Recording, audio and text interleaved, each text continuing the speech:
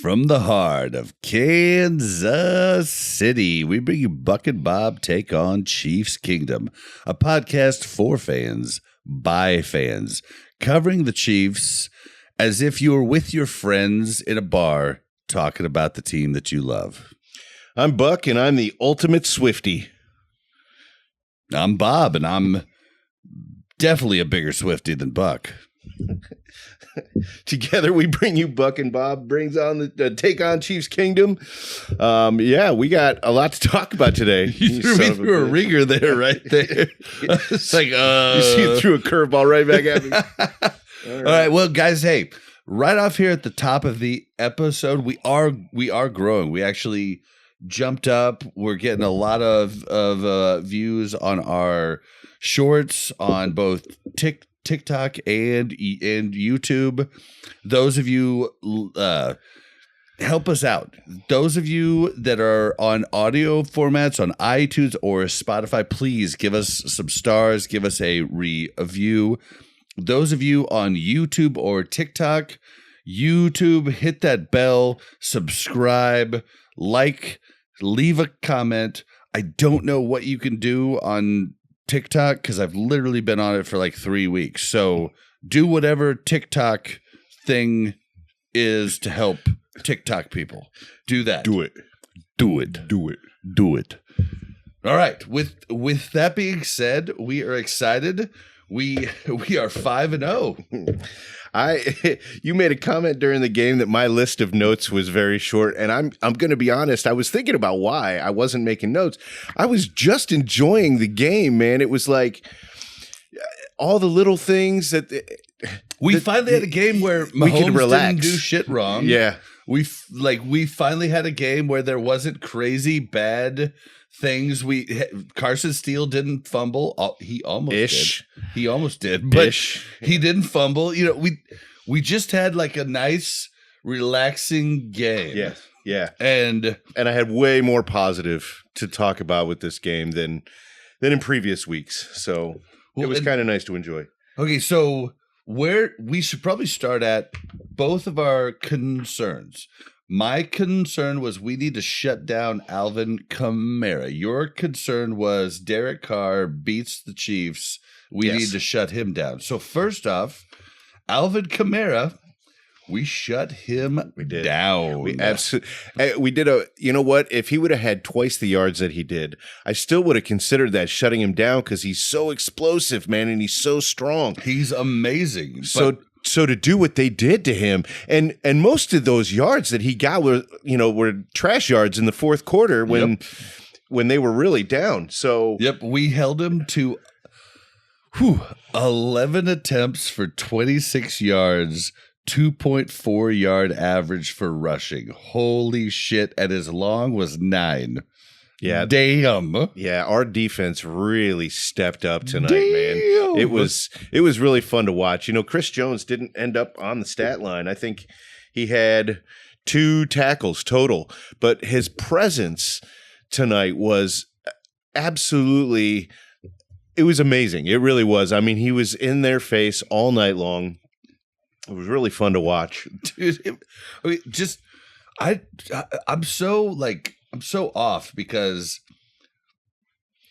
so Alvin Kamara also, to finish it off, he did have 6 receptions for 40 yards, but I believe 4 of them were in the very end of the third quarter and the fourth quarter and basically trash yards. Yeah. Like, I'm pretty sure we had shut him down receiving 2 early on, and it's just like, wow.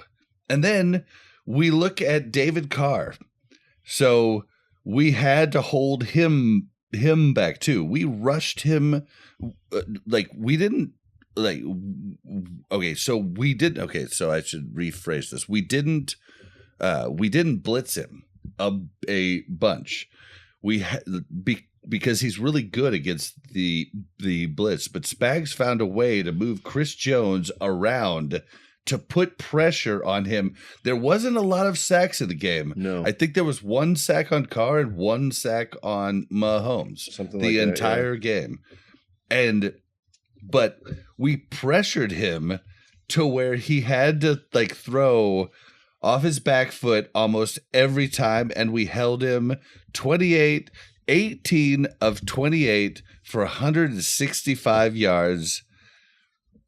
And he did throw 2 TDs. Those were touched. Those were good. I mean, he's a good quarterback, but bada bing, bada boom. And then Mahomes, first 300-yard game of the season, no TDs, but 300 plus yards, 331 yards to be exact. Holy shit. Well, he almost had a TD, and he did end up with the first interception of the season that wasn't his fault.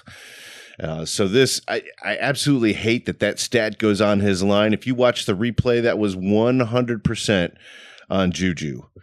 But let's just go. I mean, fine. But this is the difference between Juju's faulty interception and your boy, Tony's. That's right. Okay, so Juju was targeted 8 times and caught 7 of them for 130 freaking yards, dude. Yeah, man. That's holy shit. And Kelsey had 10 targets for 9 receptions for 70 yards. I mean, and Hardman 4. I knew and Worthy 3. That there was going to be a receiver that had to step up. I mean, to think that Juju would be that guy, that's not an absurd thought, but 130 yards, there's no way I saw that happening tonight. It was, and 2 of them were really big plays, man, that needed to happen when they happened, and he came up big. He didn't cower. He caught that ball when it came to him. So, man, I'm so happy about this game. Well, and Hardman came up, Hunt came up, Juju Smith-Schuster came up, and my wife, who we've been trying to get on the podcast, you guys should leave a comment in the chat if you want to see my wife on the podcast. She pointed out, I think it's so funny how so many players go to the Chiefs and then go to other teams from the Chiefs, don't have success, and then they come back to the Chiefs and have success. And we were just talking, I was like, yeah, that's because Andy knows how to scheme for certain players. Whereas most coaches, I think, have their game plan and they need the players to fit into their game plan because that's all they got. Andy is like, well, you like chocolate. We're going to figure out how to get you some chocolate. Oh, you like vanilla. We're going to figure out how to get you some vanilla. Yeah. Oh, you like sprinkles? All right, we'll sprinkle some on. That's what he does, and it's so cool. He does it better than anyone else, I think, has ever done that. Really playing with what you have and getting the most out of your players. Mm-hmm. It's the perfect recipe of hard-nosed coaching and really loving and respecting your team and your players and letting them be who they want to be. That letting their personality show and their charisma show. You ask, what does that have to do with them on the football field? It has everything to do with them on the football field. They feel looser. They feel more relaxed, more comfortable. They're not worried about going and talking. Like, you'll watch during the game, if there's not a play happening, the guys will be over there joking with Coach Reed the whole time. So, and he jokes right back with him. The culture that he's brought to this, not just the team, but this city, man, this is such an amazing time to be a Chiefs fan. It really is. Well, and you see how funny it is because he's, we saw it off of the game. How he's willing to make fun of himself and joke around. And I'm going to point out the State Farm commercials. Andy Reid comes in, does those, and is hilarious. Yeah, he really is. And he improvises and he makes it fun, and his facial expressions, everything is great. And Mahomes, when he first approached him about being in those commercials, was really nervous about it. And Andy looks like he's having the time of his life. And I just think, what if Bill Belichick would have been this type of guy? Maybe even the Patriots would have been even better. But possibly. I don't know. Like, people do it with different strategies, but Andy definitely plays to the players. Yeah, he's a player's coach. Emotions, and they respect him for it, and not only respect him but love him. Oh yeah, and they don't want to let him down. Well, yeah, he's kind of like their dad or their fun uncle out there, you know. Oh man, and so I'm trying to think of what else we're super excited about, because we'll go to my notes here in a second, but I'll tell you what I was excited about. How about that Mahomes scramble? We haven't really seen that Mahomes scramble. The one I believe in the third quarter. The one where he did the spin move? No, it was after that. Where he reached out? Yes, the reach out. Yes. Yes. Where I told you was for sure a first down, and you were like, I don't know. I believed it was a first down, 100%. But I was also going by the commentators and the way they were explaining things. Yeah, you shouldn't listen to them, because one thing I've learned about this podcast and just consuming a lot of content is half of the people that are on ESPN don't know as much as us. And it's becoming very apparent. Well, and I think it also... At least for the Chiefs. Now, if I'm talking about, like, because I was watching everybody's coverage of the Chiefs, and so many people, literally, it's not just opinions. They had facts wrong, completely wrong, and they didn't even know what actually happened. So the people that work at like NFL Live, ESPN, like, they're not in the, like, they have to cover all 16 games of every week.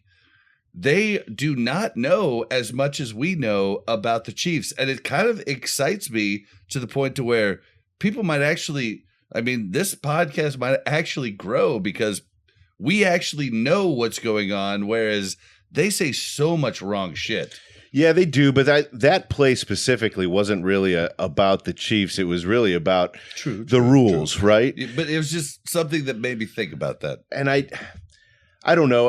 I guess I could do a deep dive into the rules, and I have a feeling that's going to be a lot like reading a law book, though.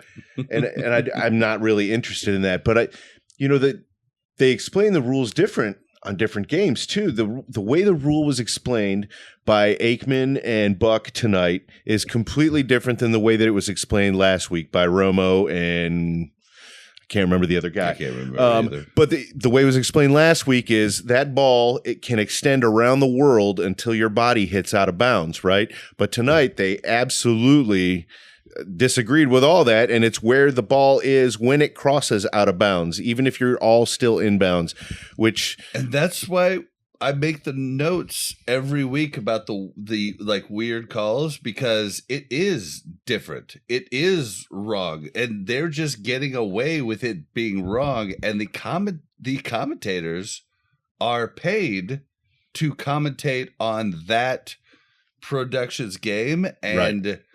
They're just going to say what's going to be said. Like, I really like it when they, I don't know which network it is, maybe Fox. They bring in that old retired ref and have him explain it. Like, that's good.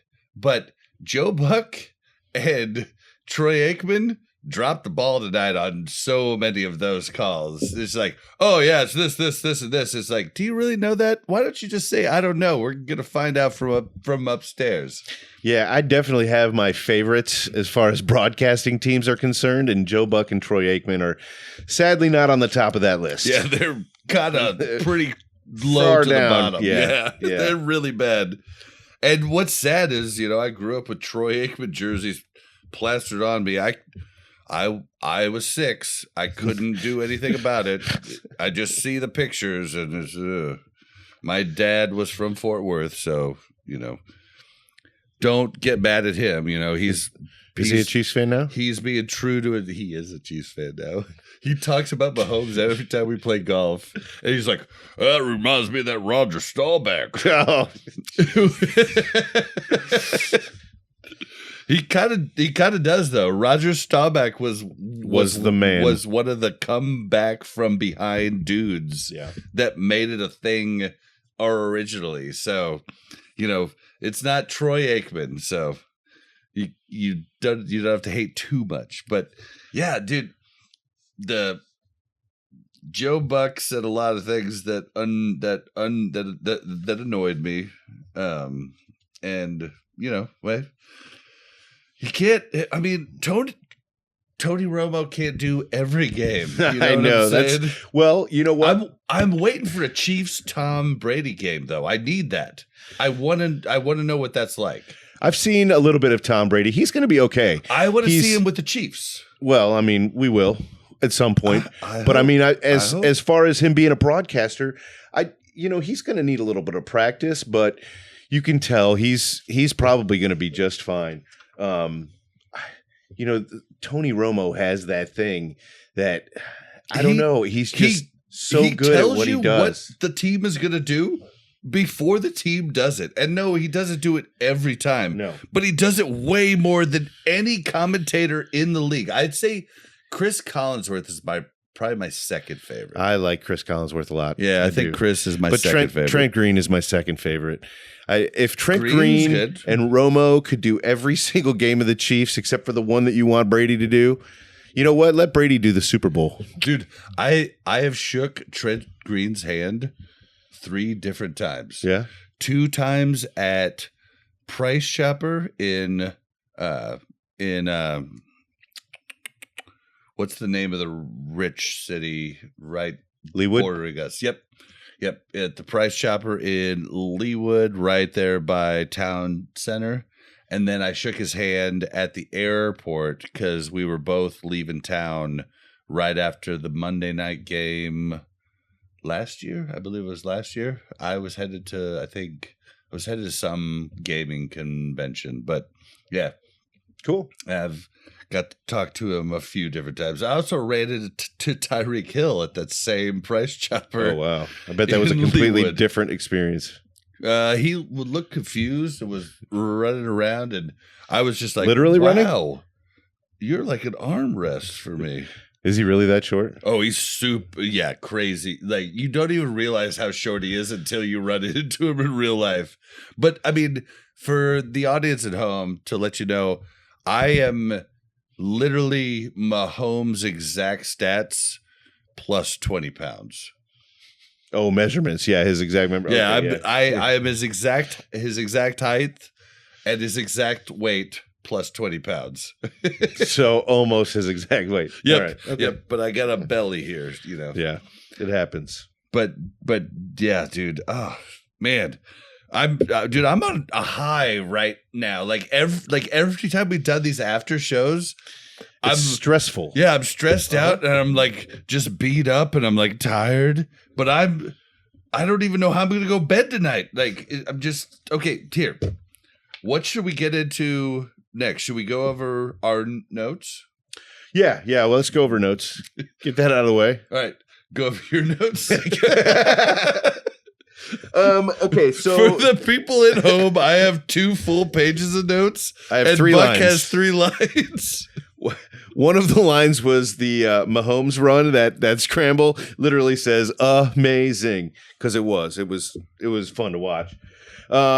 Besides that, I made a note when Carson Steele had that. I mean, I think it was literally a fumble, but he was trying to hand it off to. It was it was supposed to be a reverse jet sweep where the quarterback hands it off to the running back. The running back hands it off to the wideout, and then it's a reverse jet sweep. But it was busted, right? It was busted. They got to Steele before he could make the handoff. And at that point, you've got to take that ball and just go down, man. You do. Yes. I mean, the busted play, you just have to go down. And that's a rookie mistake. He definitely, yeah. He should have just he didn't even need to go down. He should have just pulled it up, just cocked left and tried to break the little juke. Yeah, the defender. That's his only play.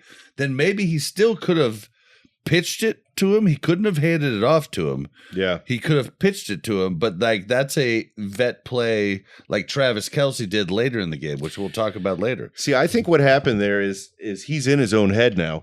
He knows he screwed up, and he's trying so badly to get everything right and make every single, so that when there's a mistake on the field, it's not on him. And I think that he was just so focused on getting that ball to, I think it was Schuster, that he just... It was McColl? Worthy. Oh, was it Worthy? Yep. Okay, yeah. Wait, it might have been Hardman. I'm pretty sure it was Worthy. Doesn't really matter. It never got to him. So yeah, either way, like you got to pull that ball back. You have to have that presence of mind. I don't think that'll happen again. But what I'm worried about is there's going to be little instances throughout the season where he's going to have something like that, where the play isn't developing exactly how they practiced it, and he's going to have to make a judgment call on the field. I hope, and I know that the coaches are working with him, and he's sitting down with the players, and the way that the culture of this team is, they're all very supportive and helpful. So I know they're doing their best, but how do you coach somebody to make a better decision at the drop of a dime like that? How do you coach that? That's a one-off. I can't remember the last time I saw a busted, reverse jet sweep that the guy fumbled the ball. I can't remember the last time. So how do you coach? Well, the next time that you're going up against this crazy play that happens once every 10 years, remember to do this. So it comes down to football IQ. I'm not down on Carson Steele, but I am concerned about him going forward. I mean, that was his starting position to lose, and he lost it. Well, but I mean, we did need a fullback. He did play fullback a bit tonight. He looked like he kind of jumped into the pile when he, was lead blocking instead of lead blocking, but at the same time, I don't know that I don't know that running backs are used to running with a full back. Like back in the day, what they would do is they would grab a hold of the back of their jersey and kind of move them to the right or left with the hand that they weren't holding the ball with, and that was kind of the way fullbacks were used. Fullbacks just aren't used much in the NFL now, but he definitely looked like he was trying, but I don't think you can coach it. All I think you can do is you can just try to tell him, bro, you know what you can do. Just do it and get out of your head. I mean, maybe go back to that. Have you ever seen Tin Cup? Oh, yeah. Okay, so put your hat on sideways, put everything in all of your pockets, in your left pocket, do everything you can to take your mind off of actually hitting the ball. And that's the whole thing in Tin Cup, so that you go back to basics and instinct. And he has instinct, but Steele just needs to get out of his own head, and I think you're exactly right. Carson Steele is in his own head. Yeah, I think the only thing that's going to solve this, honestly, is just getting him out there and getting him more comfortable, and I think that's what Reed is doing. He's not giving him a whole lot of responsibility on the field anymore, but he's sending him out there maybe to just get loose, maybe so that the game can slow down a little bit. So that when it really does matter later in the season, maybe he won't make these kinds of mistakes. Well, and unfortunately, he did have a really big loss that messed things up, basically. But he was on his way. Without the one big loss, he would have been 4 carries for about 20 yards. So he would have had a good stat line, except for that one bad handoff where he lost like eight yards, basically, because it was it was grabbed. It was the reverse jet sweep. I think his other 5 runs were like really good. Yeah, So, they were solid. But my thing was every single time he touched the ball, every time he ran the ball, I was on the edge of my seat. Is he going to hold on to it? I was too. That's a tough way to watch a game when you're nervous about every time the one guy touches the ball. And I think it's going to be like that so bad. Oh, sure. That we saw him when he had confidence. We saw him do great things. So I think what he needs to do, on this bye week, he needs to go home. He needs to cuddle up to Crocky J and remember he's fucking fearless. Yeah, Crocky J with tape over his mouth, so he's not completely fearless. Well, maybe just take the tape off. Just take a little nap. A little nuzzle with him. Yep, little nap. A little snuggle with the crocodile. No fear. Or with the alligator, sorry. No fear. I think that might help. But we're right here at timeout time. All right. Timeout time. And we're back from timeout. So we're just going to kind of go over some of my notes, and we'll see if we can decipher them. So the first one is interception was touched on the way to the ground, and Buck just reminded me in our little timeout time. Subscribe to the Patreon if you want to see those outtakes. No, I'm just kidding. We don't have a Patreon yet, but maybe we will keep them for someday for that. But yeah, so.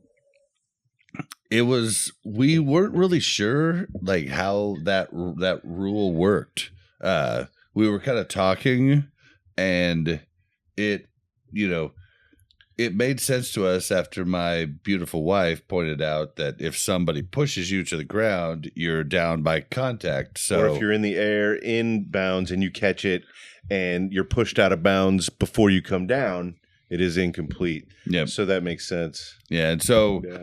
Basically, he just touched him before he hit the ground. So that first interception that kind of got us the momentum of the game was, he was down. And let's talk about that catch for a second. That was an amazing catch. Mm-hmm. He almost had to reach up to a second level to get it. I thought for sure it was going to come. I was looking for the ball on the field because there was no way I thought he caught that. He's on defense. He's not a receiver. He's on defense because he can't catch, and he caught that, and it was amazing. And it swung the momentum because I truly believe that the Saints were absolutely driving for a touchdown. I mean, that's what we do. Our defense seems to play a little loose for that first couple of drives of the game, and then they kind of tighten up a little bit. But yeah, it absolutely changed the whole game, I think. Well, then the next thing I have in my notes is Alvin and you don't see this often, but you see it often with Mahomes. He does it a lot. He helps the other team's players up. Alvin Kamara helped up one of the Chiefs early on in this game. And I pointed it out to Buck, and Buck was like, no, now now I'm going to like him, and I can't root against him. And I was like, you can still root against him. But that was a class act move. It's the type of things that I love about the Chiefs. I love how the Chiefs 3 years ago in the AFC championship, they caught Josh Allen on the 4 Chiefs caught Josh Allen on the freaking sidelines so that he wouldn't run into the benches and possibly hurt himself. And that's sportsmanship. So got to give it to Alvin Kamara for being a sportsman. Yeah, and that's the kind of guy I like to root for. When they're not on the Chiefs, I'll keep an eye on that kind of thing. But I don't think that's what Kamara is actually known for. So I don't know. Maybe it was just A little bit of sportsmanship in the moment. You're thinking of the one mess up he did, where he got in trouble with the law. So many players have done that. And just think back, if you had millions of dollars when you were in your early 20s, what stupid shit you would have done. I'd still be broke today. Just I feel like we should give these players a pass because it is really hard, and you just think back to your early 20s and how dumb you were. I'm looking at you, audience. You were dumb. I know you were. If you weren't, you were a nerd or a dork, and that's okay, but that saved you. If you were on top of the world and everybody liked you and wanted to hang out with you and everybody told you how wonderful you were an idiot, and you definitely made stupid choices like this. So that was something I saw from Alvin Kamara that I thought was just really cool. Yeah, I don't disagree with you at all. I love that style of play. I like it when because they're all playing the same game at the end of the day, so they know what kind of sacrifice the other guy is making. That play you're talking about, where he helped up the Chief, is the guy that actually made the tackle on him.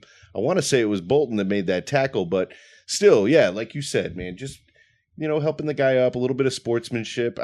I think that's good for the game of football as a whole. Yep. The next thing, Connor as our nickelback continues to look great. And a nickelback, for people that don't understand, a nickelback normally is a DB / safety. Usually it's a certain type of player that can play this position because it's usually the one that's watching the slot wide receiver, and they're in the middle of the field where a whole bunch of bad stuff can come, runs can come your way, picks can come your way. And when I say picks, I mean like pick plays where an offensive player tries to get in your route to screw up your defense, not like an actual interception pick. But so it's a really tough position to play, and he's been looking great. Yeah, he's had a solid season. I mean, he's got an interception or two already. We haven't called his name on. I don't think he's had any penalties yet. Not that I can think of. Nothing that was game changing, at least, right? Nothing that we're sitting here pounding our fists on the table about like we were last week with Jawan Taylor again. But but you talk about penalties, and that's the next thing in my note. Jawan Taylor, oh my God, that's literally my notes. Jawan Taylor. OMG. He only had 2 penalties. Only one. That's better than last week. Progress, buddy. Progress. There was only one what's that? It wasn't offsides, it was movement before the snap. Whatever they call that. I'm having a blank right now. But false start. False start.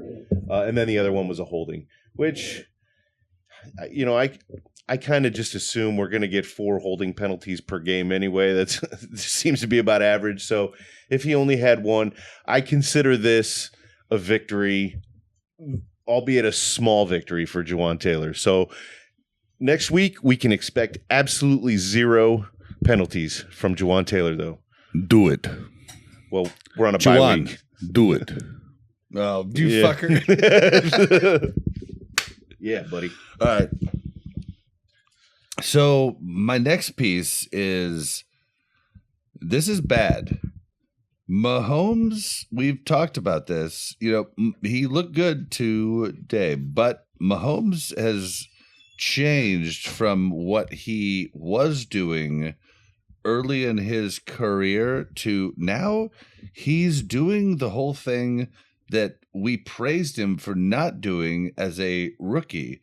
And he's staring down wide receivers, tight ends. He's staring down his target. And he never did that in his youth. And he has missed so many wide open passes to Xavier Worthy. It's almost like he's like, if he's choosing to do this, he's testing Worthy only when Worthy's covered nut to butt. I mean, that's literally what he's doing, because Worthy is open on so many plays and he doesn't throw it to him when he's wide open. No defender within 20 yards. And yeah, that happened a couple times tonight. Yeah, he is. It has happened a couple times every game so far. Yep. He is missing this extraordinary weapon, and and it's got to be frustrating Worthy, especially as a rookie, because you don't understand, like, the game's played, you have to earn your spot, blah, blah, blah. But in his head, he's probably thinking, I'm wide open. What are you doing? And he's just not seeing it. Yeah, he does definitely seem to be, usually his progression is, 3 or 4 wide receivers in every play, but he does seem to be, focusing on 1 or 2 guys in every play. What baffles me is that we see it as fans. We're surely not the only fans that have seen it and recognized it. Why isn't the coaching staff recognizing this? And I know they're not recognizing it, because if they were, they'd be addressing it. And we know that Mahomes is not that guy, or can maybe naturally that's the way he plays, but we know that he can do it, because, as you said, he was very successful staring off receivers and leading safeties to the wrong side of the field when he would pass and no look passing and behind the back. Well, no, behind the back was just in preseason this last year. Yeah. But what still, I'm saying is he was a king of no look passes. It was talked about. Brady even talked about it in their lead up to the Tampa Bay Kansas City Super Bowl. Like it was talked about, but he's not doing that like he was. And it's weird, because I listened to all the press conferences, and I haven't heard anybody talk to, maybe we should be on the media, and maybe the Chiefs organization should get in contact with us, because I'll ask the hard questions. But nobody's asking why you didn't hit Worthy on so many open plays over the last 4 games. You should be asking that, media. I don't know why you're not, but I haven't heard the question asked, and maybe I missed it. I don't hear every Mahomes press conference, but it really feels like they're not holding Mahomes accountable for just missing Worthy constantly. Yeah, I wonder if it's a trust issue still. He just doesn't trust that Worthy is going to be there when he needs to be there, on the play he needs to be there. And so he's just, in his progression, he's probably 3rd or 4th on most plays at this point. So yep. But I think that'll change. I think if he keeps showing that potential, and he's getting open, wide open 2 or 3 times a game, it's on tape. They're going to start focusing on it, and I think, and I believe Mahomes has said things similar to that in his press conferences. If he keeps getting open and letting me trust him, it's not the exact words, then I'll throw it to him more. But I'm sorry, you're the vet, Mahomes. You should see this. You should see a wide open receiver on the field, and you're not. And so I love Mahomes to death. I've got 3 different Mahomes jerseys, but bro, this is on you. I think it's also a matter of time, though, too. It just feels like this season he doesn't have as much time to go through all that progression, too. So that is a very good point. That is a very good point. I think, but our offensive line, I think, is getting better.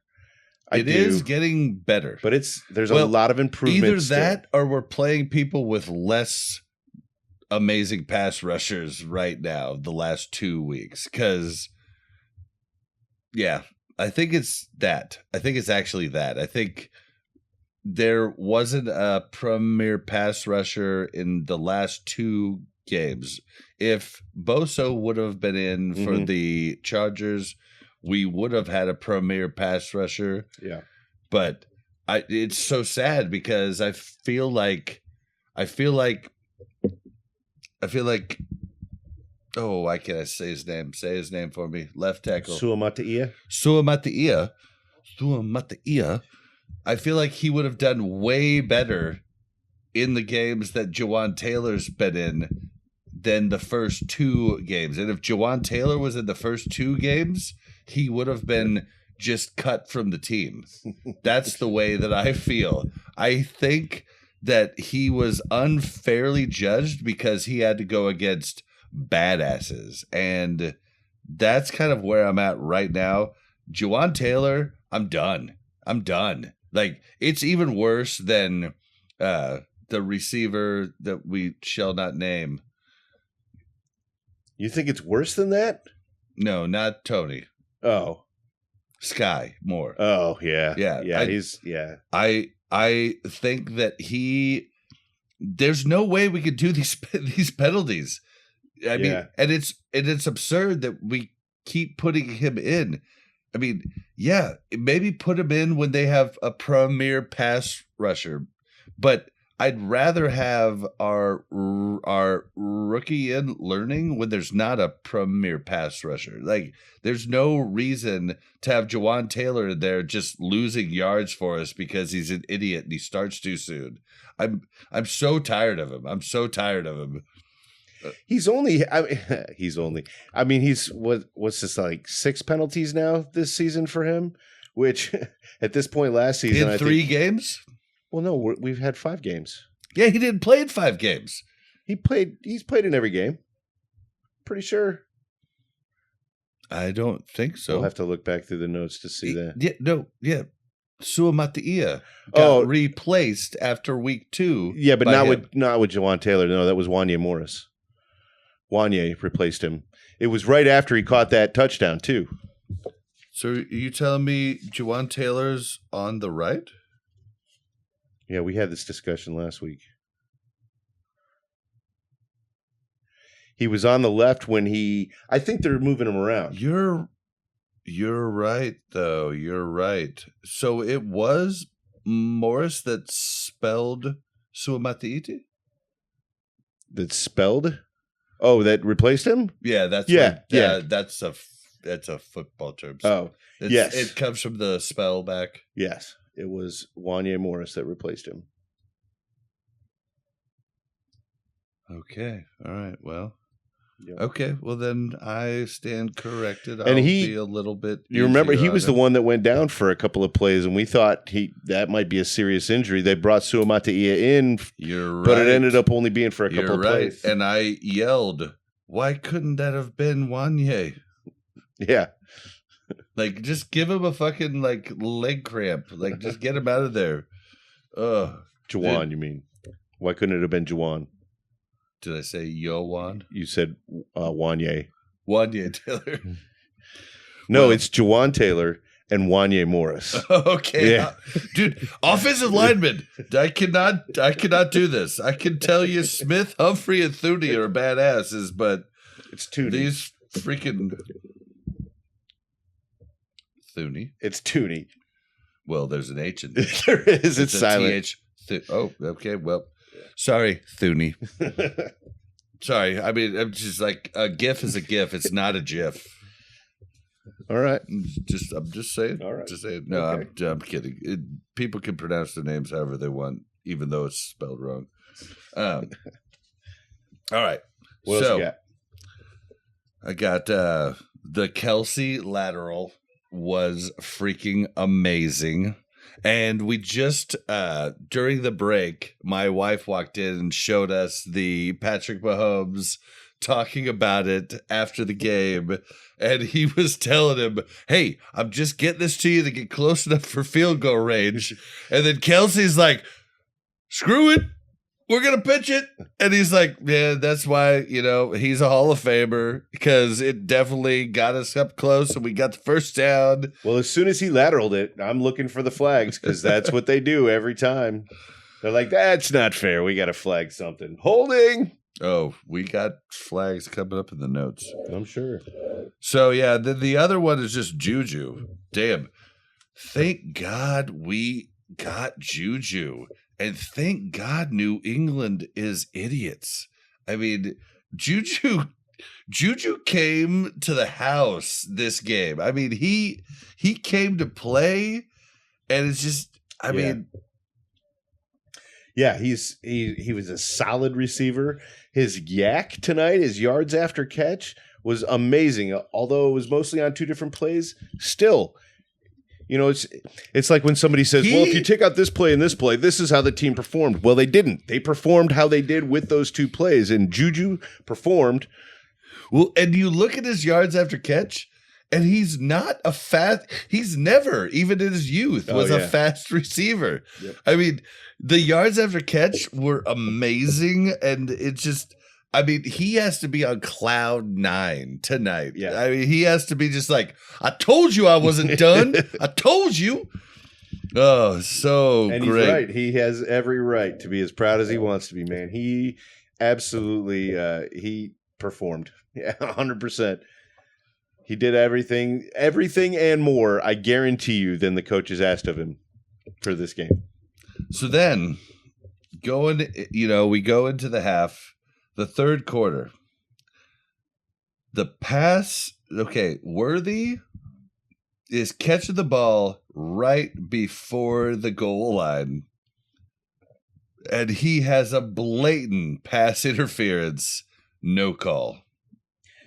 Yeah, the refs, man, they're having a tough season all around, too. I mean, we clearly only talk about the refs and how they affect our games, right? But I mean, if you watch any NFL game, I mean, there are some seriously questionable calls and seriously questionable non-calls. Other than putting another ref either in the booth or on the field, I just don't see how that's going to get any better.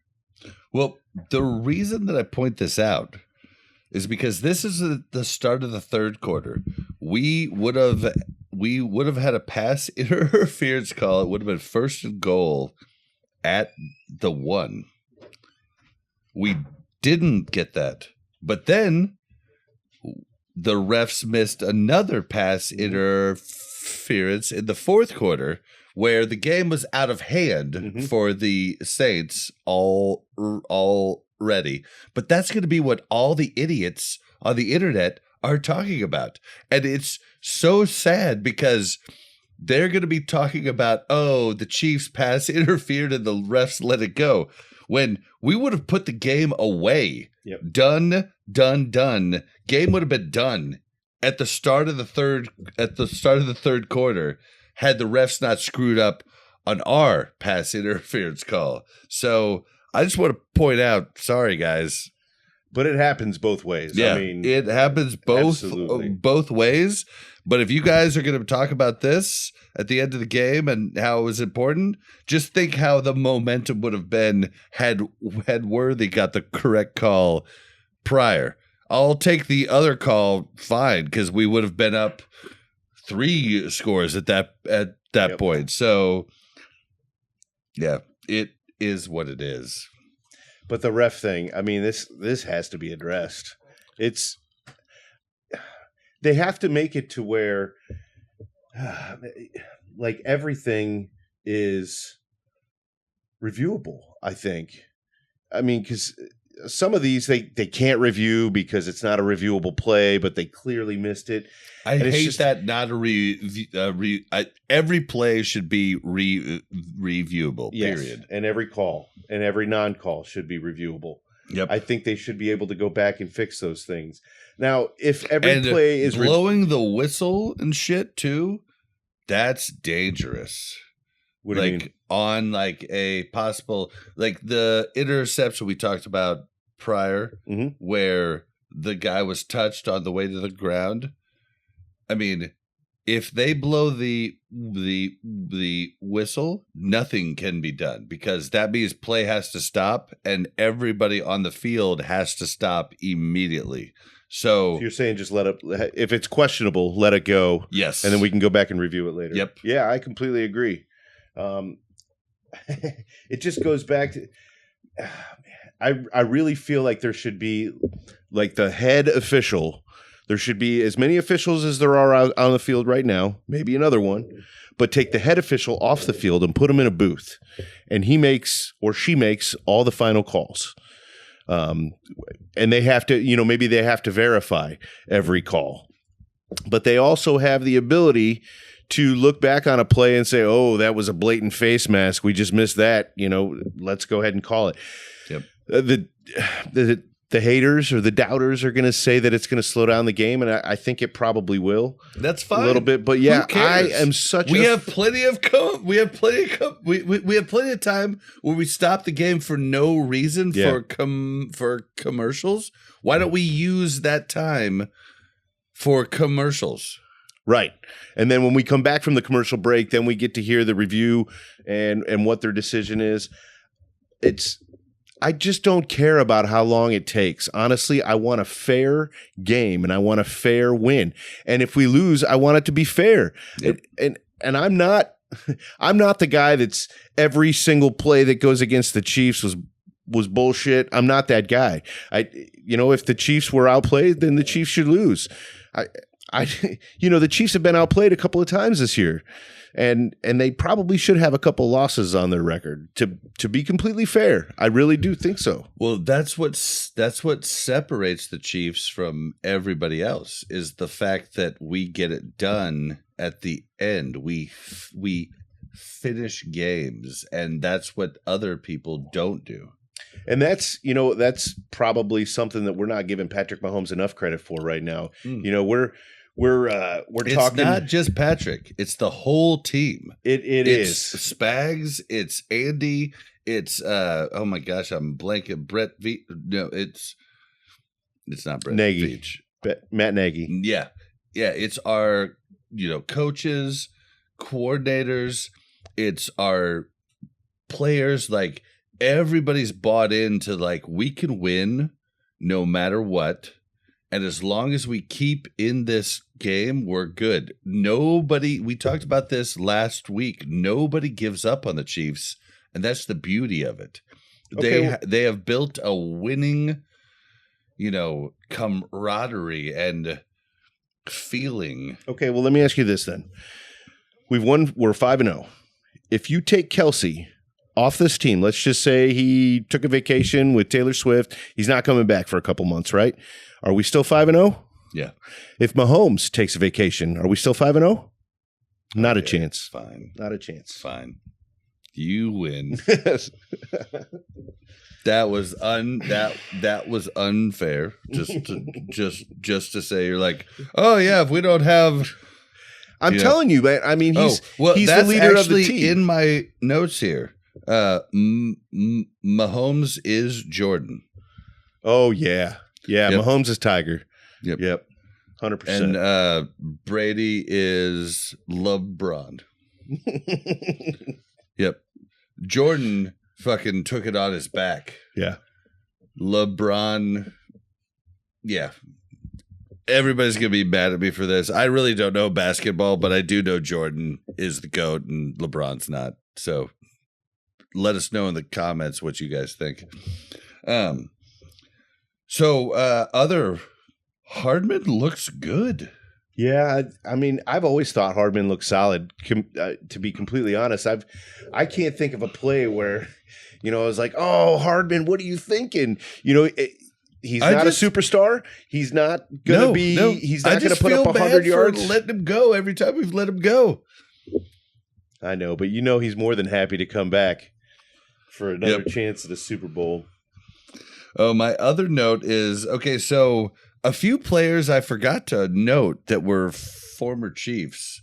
The Honey Badger, which Tyrann Mathieu, we didn't have too much problems with this this game, but I should have mentioned him in last week's episode in the pregame. I just brain farted. But the one guy that I had no idea until once again my wife, she pointed out she pointed out that she was like, "Wait, is that the defensive tackle we used to have with the Chiefs?" And she was talking about Saunders. Because Saunders is like a bowling ball in the field, but he runs like he could beat Patrick Mahomes and Jason Kelce in a foot race, and he's like 350 pounds. Yeah. He's like a little bowling ball that runs at the speed of light, and we used to have him on the Chiefs, and me and Mel or my wife used to love him, and she was like, "Wait, that's Saunders from the Chiefs." And he had the interception in the freaking end zone. And instead of like a big guy normally would just kneel in the end zone, he was like, I'm coming out. And he came out. He looked like the freaking fridge running down the field. Tackles. Oh, my God. I think it was like a 36-yard interception return for a defensive and it wasn't like he had all cleared field. Like you said, man. I mean, he had to get through some tackles. Yeah, it was. It's so sad because I was happy for him. Oh, yeah. I was happy for him. How could you not be? Oh, man. It would have been a lot harder for me to watch that play had we been down in the game at that point. But we had a pretty comfortable lead. We were going for a more comfortable lead, which should have been a comfortable lead. But yeah, then the Saints missed a field goal in the fourth quarter. We missed a field goal as well. Did we? Yeah, he doinked it. I think you were in the restroom. He doinked it. Why didn't anybody tell me about I this? did. I said you just lost a point in fantasy, buddy. Oh, extra point. No.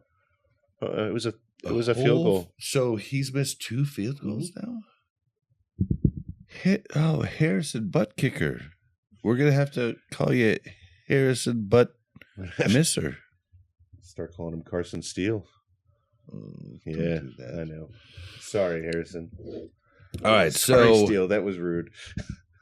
Worthy got a big TD in the fourth quarter where Travis Kelce was the quarterback, and I love this. It was kind of like an FU to the Saints, and you know why, right? Probably not the reason you're thinking. Well, you go. Oh, I was just going to say, well, everybody knows how many gadget plays they've drawn up for Kelce over the years, right? So you see Kelce taking the snap. Absolutely, you think Kelce is about to run it in or maybe throw it to Mahomes. Nobody thinks he's handing it off. That wasn't even a thought in my mind. So that's why I think. You're totally not getting where I know, and you do this to me all the time on the show too, yeah. I know, but you should think about this, but you're not thinking about it because he didn't play tonight.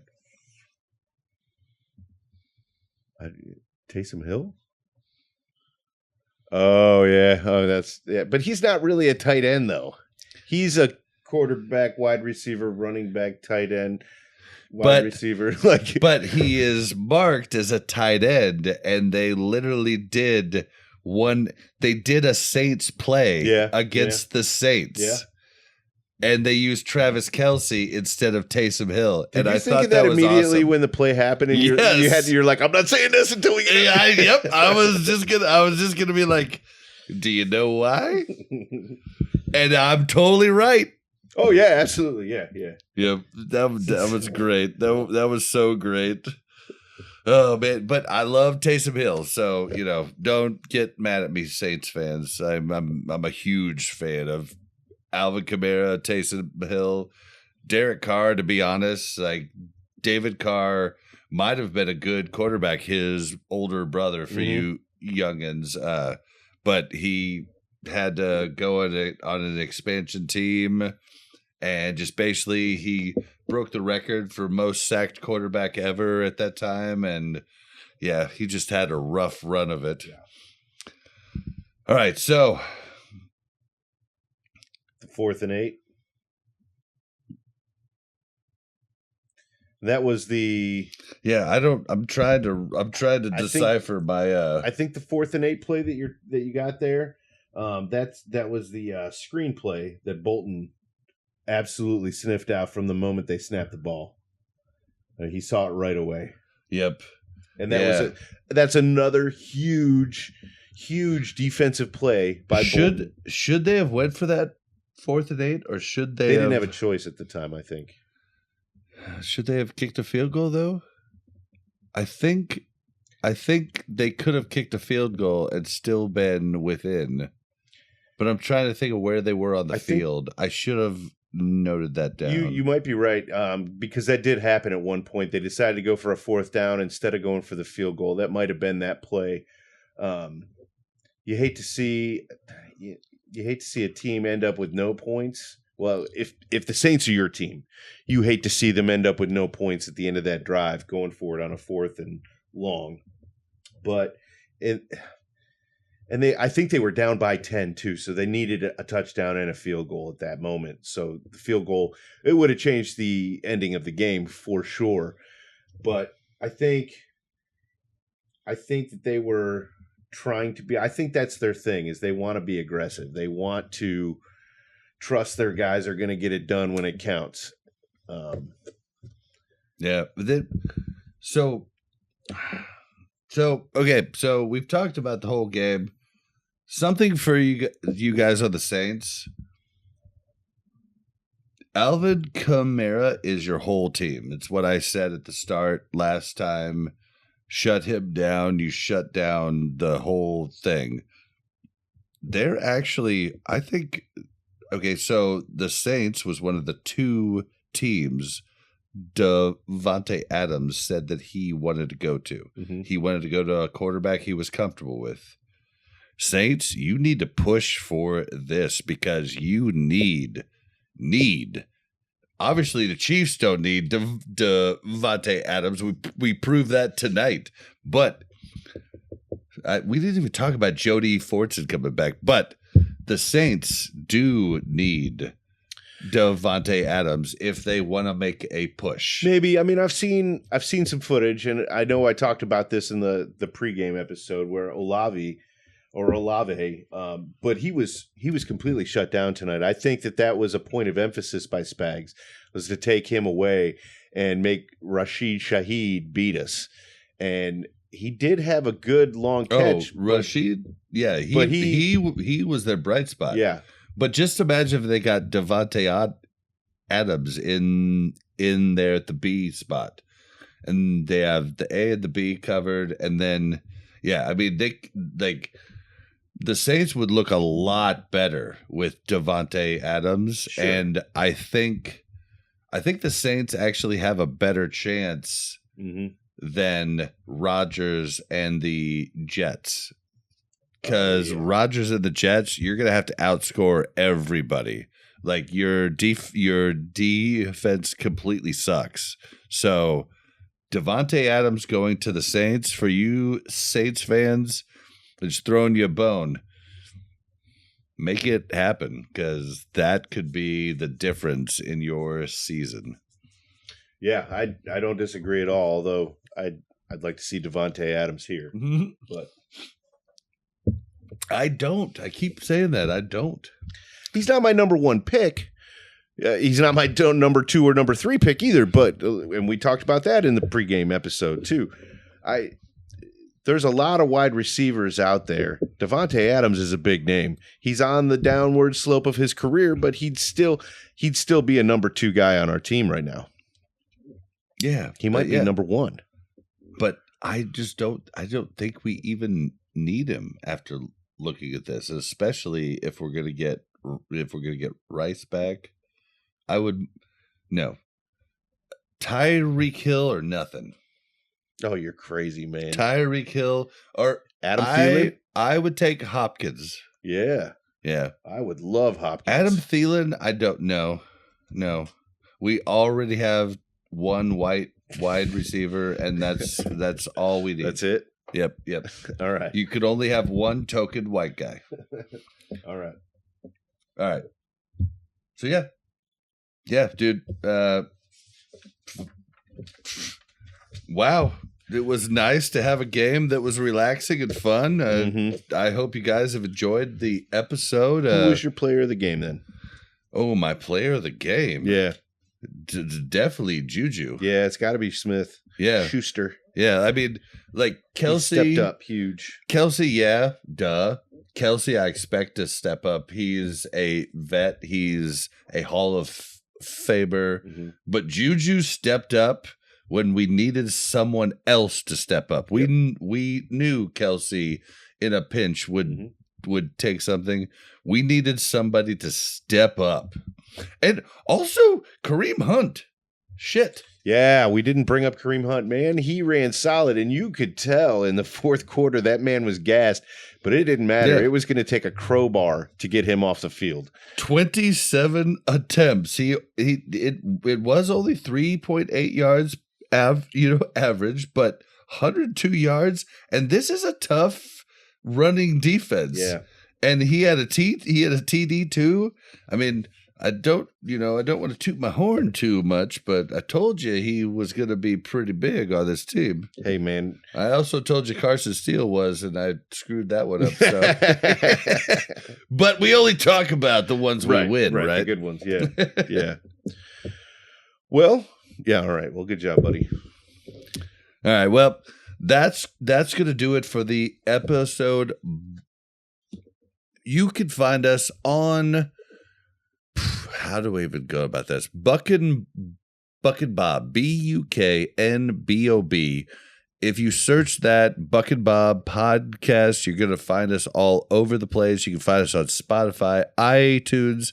If you want to get all of our links in one spot, it's linktr.ee/BUKNBOB. That's going to give you all of our links.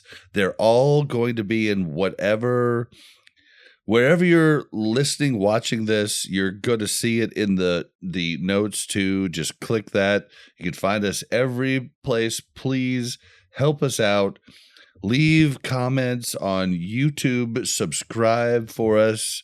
We're just starting to grow now. We don't know how to promote the pod. I tried to put it on the Chiefs Reddit, and the Chiefs Reddit moderators are extremely mean people and just deleted it immediately. I don't know how to get the word out to Chiefs Kingdom about this podcast, but maybe you guys could help us get the word out to anybody that you know and help us promote the pod, because I think we do something different than so many others, and I would love. This is bar talk. This is